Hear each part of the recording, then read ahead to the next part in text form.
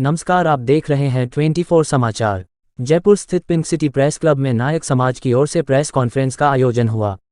Press conference में पत्रकारों से बात करते हुए कैलाश नायक व रोहित नायक ने कहा कि नायक समाज जनजाति आंदोलन को लेकर आगामी 11 अगस्त 2024 को नायक समाज के युवा एवं वरिष्ठजनों के आह्वान पर जयपुर में अंबेडकर वेलफेयर सोसाइटी झालाना के सभागार में नायक समाज की एक बड़ी सभा का आयोजन किया जा रहा है। यह आयोजन नायक समाज विकास संस्था जयपुर और पिछले वर्ष नायक समाज महापंचायत की सफल बनाने वाली युवा नायक संघर्ष समिति पूर्व अध्यक्ष हेमंत नायक के संयुक्त तत्वाधान में आयोजित की जाएगी।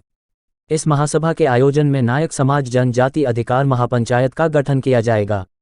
इस दौरान नायक समाज विकास संस्था प्रदेशाध्यक्ष राजाराम नायक, महापंचायत संघर्ष समिति के पूर्व अध्यक्ष हेमंत नायक, कोटा संभाग से रोहित नायक सरकार, जयपुर से संजय सिंगड़िया, जोधपुर संभाग से कैलाश नायक, अजमेर संभाग से भूराराम नायक आदि मौजूद रहे। प्रेस कॉन्फ्रेंस नायक समाज के जनजाति अधिकार को लेकर बुलाई गई है। इस प्रेस कॉन्फ्रेंस में ये जानकारी देने के लिए कि 11 अगस्त को पूरे राजस्थान का आम नायक समाज का नागरिक और विशेषकर युवा लोग, इन लोगों ने समाज के जनजाति अधिकार को लेकर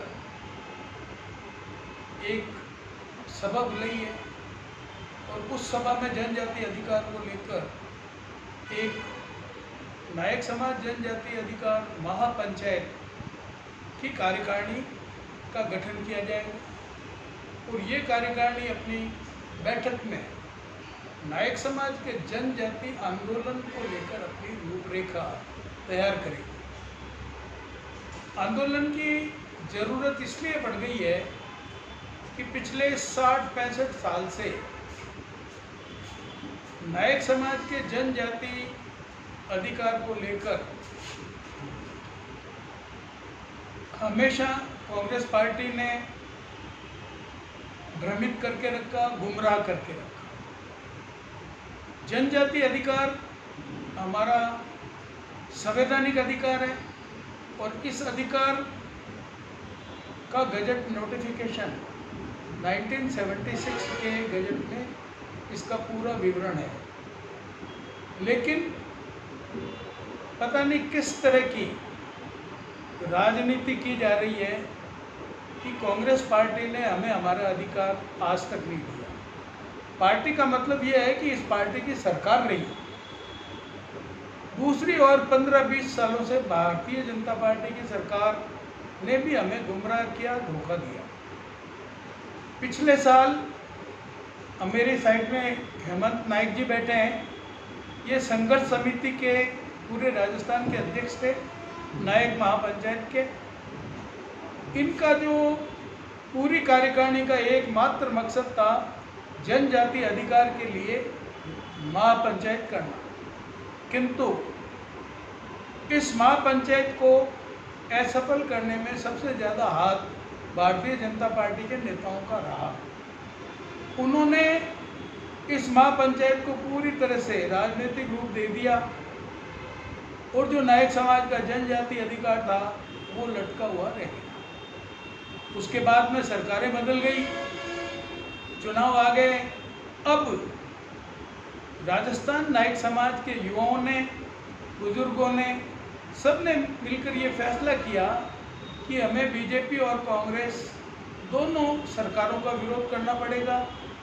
हमारा जो विरोध है वो चाहे किसी भी पार्टी की सरकार हो, उस सरकार से हमारा विरोध है कि हमें हमारा जो अधिकार संविधान ने दिया है वो क्यों नहीं दिया जा रहा।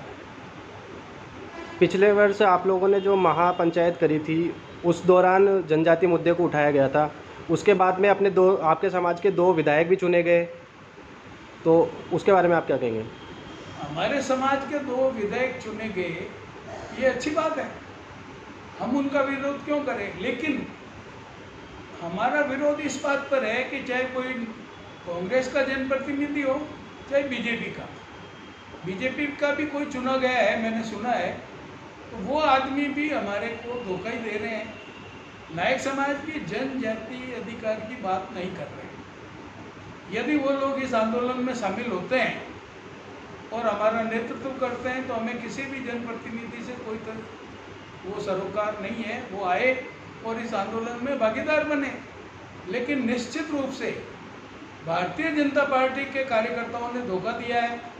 उन्होंने महापंचायत को एक तरह से हाईजैक कर लिया और गलत प्रचार किया। इसके लिए उन सब का पार्टी हमेशा, हमारे जो संगठन है, जो जनजाति अधिकार नायक महापंचायत है, वो इसका विरोध करेगी। आगे नायक समाज की जनजातीय अधिकारों के लेके क्या रणनीति रहने वाली है? 11 अगस्त को नायक समाज जनजाति अधिकार महापंचायत का विधिवत गठन किया जाएगा और इस गठन में जो कार्यकारिणी बनेगी वो आपस में मिलकर आंदोलन की रणनीति तैयार करेगी, आंदोलन की रूपरेखा तैयार करेगी। इस आंदोलन को राज्य स्तर पर, जिला स्तर पर और तहसील स्तर पर भी किया जाएगा। आज ये जो बैठक 11 अगस्त को हम कर रहे हैं, इस बैठक के अगर इसके जो संयोजक हैं वो नायक समाज विकास संस्था के प्रदेश अध्यक्ष राजाराम जी नायक हैं और इसके जो 11 अगस्त को बैठक हो रही है उसका जो पूरा जो किया जा रहा है आयोजन और पूरे राजस्थान में जहाँ भी सूचित किया जा रहा है, वो हमारी जो 1 साल पहले गठित संघर्ष समिति थी उसके पूर्व प्रदेश अध्यक्ष भाई हेमंत नायक जो मेरे बगल में बैठे हैं, उन्होंने किया है और उन्हीं के आह्वान पर पूरे राजस्थान के नायक समाज के युवाओं को और आम नायक समाज के नागरिकों को आमंत्रित किया गया है, जहां पर विधिवत कार्यकारिणी का गठन किया जाएगा और आंदोलन की घोषणा की जाएगी। आज ये हम आपके सामने जो प्रेस वार्ता कर रहे हैं, इसमें बड़ा गंभीर विषय है हमारे समाज को लेकर। नायक समाज भारत के गजट नोटिफिकेशन के अनुसार एसटी मतलब जनजाति की एक जाति है।